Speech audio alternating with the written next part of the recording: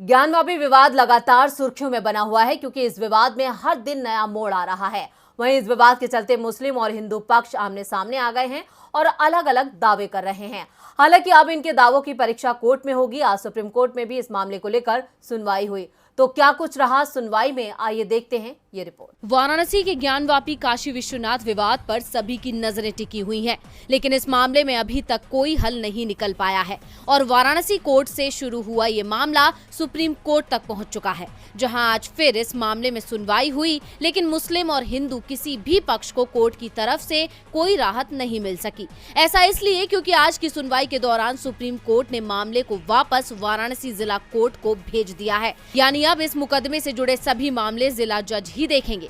इसके साथ ही supreme court ने कहा कि ये अंतरिम आदेश 8 हफ्ते तक लागू रहेगा। बता दें कि सुप्रीम कोर्ट ने पिछली सुनवाई यानी 17 मई को 8 हफ्ते का अंतरिम आदेश जारी किया था। इसके साथ ही कोर्ट ने आदेश दिया कि वजू की व्यवस्था की जाए और शिवलिंग का एरिया सील रहेगा। निचली अदालत ने नमाज पढ़ने के लिए 20 लोगों की जो सीमा निर्धारित की थी उसे सुप्रीम कोर्ट ने हटा दिया था और पहले की तरह ही नमाज पढ़ने की छूट दे दी थी। वहीं आयोग की रिपोर्ट के लीक होने पर भी सुप्रीम कोर्ट ने नाराजगी जाहिर की।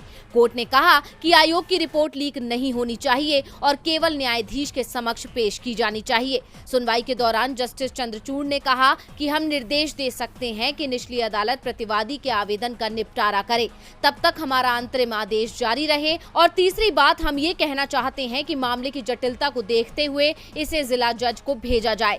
इसके साथ ही कोर्ट ने कहा कि ज्ञानवापी केस में हम ट्रायल कोर्ट को चलाने से नहीं रोक सकते। सुनवाई के दौरान जस्टिस चंद्रचूड़ ने कहा कि समाज के विभिन्न समुदायों के बीच भाईचारा और शांति हमारे लिए सबसे ऊपर है। निचली अदालत को निर्देश देने के बजाय हमें संतुलन बनाना चाहिए। ट्रायल कोर्ट को सीमा से आगे जाने की अनुमति नहीं दे सकते। ट्रायल कोर्ट 8 सप्ताह में सुनवाई पूरी कर ले। वहीं सुनवाई के दौरान दोनों पक्षों के बीच तीखी बहस हुई। अब इस मामले में वाराणसी कोर्ट में सोमवार यानी 23 मई को सुनवाई होनी है। केंद्रीय जांच एजेंसी सीबीआई की सक्रियता आजकल बीजेपी विरोधियों को लेकर कुछ ज्यादा ही दिखाई दे रही है। सीबीआई ने आज लालू प्रसाद, राबड़ी देवी और मीसा भारती के 1.5 दर्जन से ज्यादा ठिकानों पर छापेमारी की है। ये छापे रेलवे में हुए कथित भ्रष्टाचार को लेकर मारे गए हैं, लेकिन इन छापों का असर अब बिहार सरकार पर भी दिखाई देने लगा है।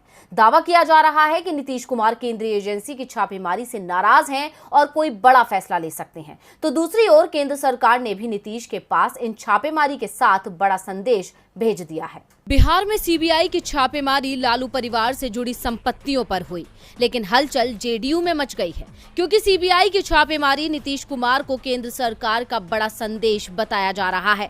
जिस तरह से बिहार में नीतीश कुमार और बीजेपी के बीच दूरियां बढ़ती जा रही हैं और दावे हो रहे हैं कि नीतीश कुमार कभी भी बीजेपी से अलग अपनी राह चुन सकते हैं, उस बीच अचानक सीबीआई की सक्रियता ने जेडीयू को डरा दिया है। राबड़ी देवी के आवास पर हुई सीबीआई की छापेमारी के बाद अचानक ही नीतीश कुमार ने पार्टी की बैठक बुला ली, जिसमें सभी मंत्रियों को विशेष रूप से उपस्थित रहने के निर्देश दिए गए। बैठक में मंत्रियों के अलावा तमाम विधायक भी पहुंचे। सबसे बड़ी बात, किसी विधायक और मंत्री को इस बात की जानकारी भी नहीं दी गई कि बैठक में किस मुद्दे पर चर्चा होनी है। सभी का कहना था कि सीएम ने बुलाया है, मीटिंग है, इसीलिए जा रहे हैं। मुद्दा क्या है ये बैठक में पहुंचकर ही पता चलेगा। लेकिन जिस तरह से नीतीश कुमार ने अचानक बैठक बुलाई है, उसके बाद से ही दावे किए जा रहे हैं कि इस बैठक का सीबीआई रेड से कनेक्शन है। और इस ओर आरजेडी नेता शिवानंद तिवारी ने इशारा भी कर दिया है। उन्होंने कहा कि जातिगत जनगणना के मुद्दे पर आरजेडी और जेडीयू की नजदीकियों से भी बीजेपी परेशान है, इसीलिए जेडीयू को डराने की कोशिश हो रही है।